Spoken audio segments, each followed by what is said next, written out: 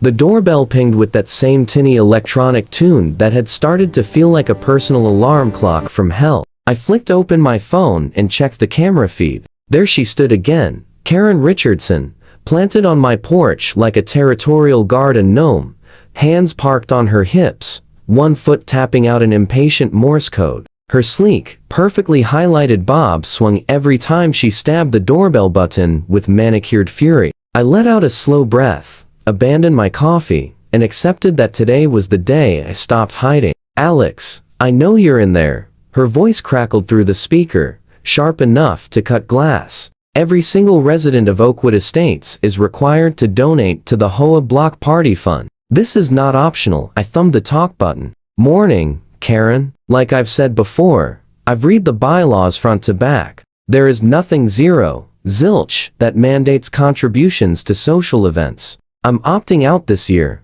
Her eyes widened, and her mouth twisted as if she'd bitten into something sour. "This is about community spirit. Every other neighbor has paid their fair share. Who do you think you are?" "A homeowner who can read," I answered, keeping my tone flat and even. It only made her angrier. Her face flushed crimson as she shoved a clipboard toward the lens. "This is my third visit. Your name is the only one without a check mark. Do you really want to be the neighborhood cheapskate? Have a lovely day, Karen." I killed the mic and watched her storm down the walkway, designer sandals smacking the pavement in righteous fury. At the curb, she spun around for one last venomous glare, then marched across the street to her immaculate colonial palace, with its lawn so perfect it looked airbrushed. I had no idea this was only the opening act of the most legendary HOA meltdown our little suburb would ever witness. I'd moved into Oakwood Estates exactly 3 months earlier, drawn by the peaceful cul-de-sac, tidy houses, and a backyard big enough for the dog I kept meaning to adopt. 3 bedrooms, short commute, decent schools nearby, perfect on paper. Sure, there was an HOA, but I figured that just meant no rusting cars on cinder blocks and hedges trimmed into submission. I never imagined Karen Richardson, self-crowned empress of festivity, who ruled the social committee like it was her own private fiefdom. Within days of closing, a 3-inch binder arrived, welcome packet, bylaws, rules, and a pastel calendar of voluntary events. The word voluntary was printed right there in 12-point font, yet somehow Karen had missed it. I'd already made small talk with the Johnsons next door and waved at the sweet older couple across the street, but I'm wired for quiet evenings and didn't sign up to be anyone's block party mascot. Then the first email landed, mandatory summer block party contribution 100 due. I ignored it, chalking the wording up to Karen's flair for drama. The follow-up arrived in screaming red caps. Final notice. I replied politely that I wouldn't be attending and therefore wouldn't be donating. That's when the doorbell became her battering ram. After that third camera showdown, the campaign went nuclear. The next morning, a blinding pink notice flapped on my mailbox. Violation, failure to support community initiatives. Fines pending board review. I ripped it down, laughing at the sheer ridiculousness, and headed to work. By the time I got home, 3 more notices had bloomed like toxic weeds, one on the front door, one on the garage, and for reasons known only to Karen, one stuck to my trash bin. I gathered them all, snapped photos, and started a folder labeled evidence. The following afternoon, Karen orchestrated a sidewalk tribunal directly across from my driveway. 4 women formed a tight knot, shooting glances at my house while trading whispers loud enough to carry.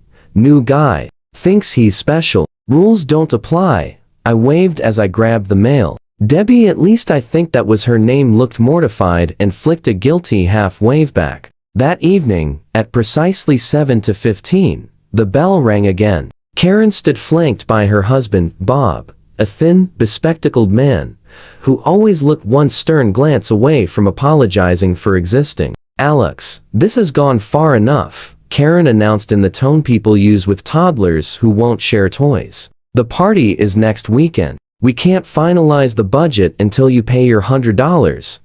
I stepped outside and closed the door behind me. "Karen, listen closely. I am not coming to the party. No rule requires me to fund the party. I am now formally asking you to stop coming to my home about this.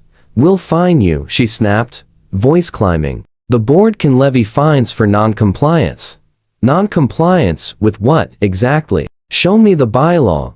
Bob reached for her elbow. Karen, we should. No. She shook him off. He needs to learn how things work here. Everyone pays. Everyone participates. That's how we keep property values high. Conversation over, I said, turning back to the door. As I stepped inside, Day heard her hiss. You'll regret moving here, Alex. We protect our own. And people who don't fit and don't stay long. It sounded like bluster, but the hair on my neck stood up anyway. I double-checked every camera before bed. The next couple of days stayed quiet. This is unbelievable. I can't deal with this right now. She finally backed off. Why is this happening to me? I was wrong. Thursday evening, I pulled into my driveway. Why? And Karen materialized from behind her SUV like a budget horror movie jump scare. Phone already up and recording. You think you're so smart, don't you? She crowed to the camera. The neighborhood deserves to see what kind of selfish freeloader we have living among us, someone happy to enjoy everything Oakwood Estates offers but too cheap to contribute a single dollar. I stayed in my car, window cracked just enough to talk. Karen, you're blocking my driveway. Move the SUV and stop recording me. Oh, now suddenly you care about rules? She sneered. What about basic decency? Every single neighbor donated. Even the Robertsons, on a fixed income, scraped together $50. I said nothing. I pulled out my own phone and hit record. Her eyes flashed, and she surged forward, jamming her lens almost against my glass. See this, everyone? Now, he's harassing me. This is the kind of person living among us. I eased the car backward, threaded around her vehicle, and rolled into the garage. As the door lowered, Karen actually tried to duck under it, still filming, until the safety beam froze the door and forced her to jump back. This isn't over, Alex. Board meeting tomorrow night, and your name is at the very top of the agenda. My security app woke me at 5:30 a.m. with a motion alert. I opened the feed to watch Karen scattering dozens of block party flyers across my lawn, my house number circled in screaming red. Then she yanked a black trash bag from her designer purse, stuffed it beneath my porch steps, glanced around like a bad spy, and scurried back across the street. That was the moment the leash snapped. I called the non-emergency line, laid out the whole saga, and asked what came next. The dispatcher sounded almost relieved when I said I had everything on video. He promised an officer that morning and suggested a formal harassment report. By 9, I'd burned every clip onto a thumb drive and laid the timeline out on my kitchen table. Officer Rodriguez scrolled through it all, eyebrows climbing higher with each new outrage.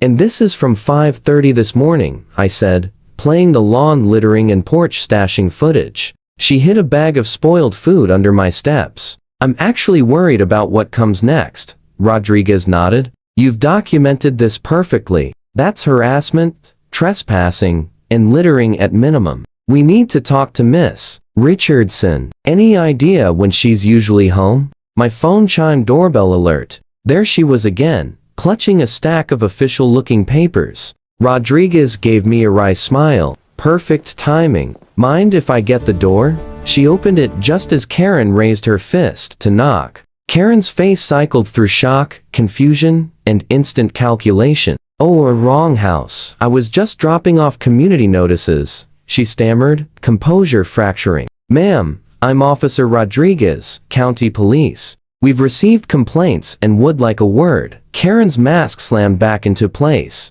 Complaints? Against me? I'm the HOA social chair. I'm the one who should be filing reports. Rodriguez stayed cool. We have video of repeated harassment, trespassing, littering, and statements that could be interpreted as threats against Mr. Parker.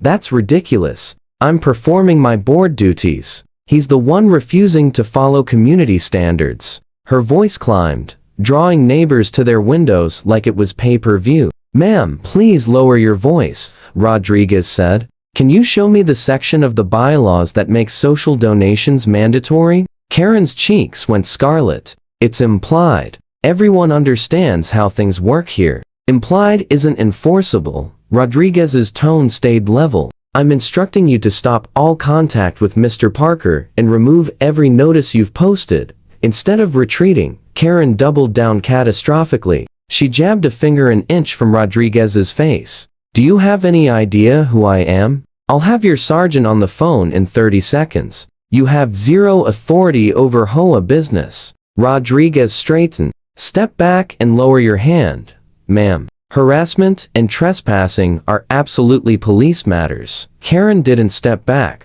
She dug into her purse. Rodriguez's hand moved to her belt. But Karen only brandished her phone. "I'm calling 911 right now. I'm the victim here. Ma'am, misusing emergency services is an offense." Karen was already dialing. "Yes, police? I'm being threatened at 1142 Oakwood Drive by a homeowner and someone pretending to be an officer." Rodriguez sighed, keyed her radio, and requested backup. Minutes late, a second cruiser rolled up. Officer Chen stepped onto the porch. Half the cul-de-sac had now migrated to their lawns, phones out. Karen saw the audience and went full martyr. "Neighbors, look what happens when we let outsiders destroy our standards. He weaponized the police against me." Silence. Not one voice rose in her defense. Mrs. Johnson marched forward. "Officers, Karen's been bullying all of us. She told me she'd have my gnomes confiscated because I only gave $50.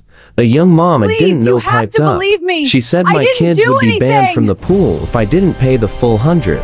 More stories poured out extorted donations. Threats. Lost checks that magically reappeared once people paid twice. Karen's face went from red to purple as her empire crumbled in real time. "You people are ungrateful. Everything I've done was for property values." When Officer Chen moved to guide her toward the cruiser, Karen jerked away and slapped his hand hard enough to echo. "Don't you dare touch me. I know my rights." Chen didn't flinch. "Karen Richardson, you're under arrest for harassment, trespassing, disorderly conduct, and assault on a police officer."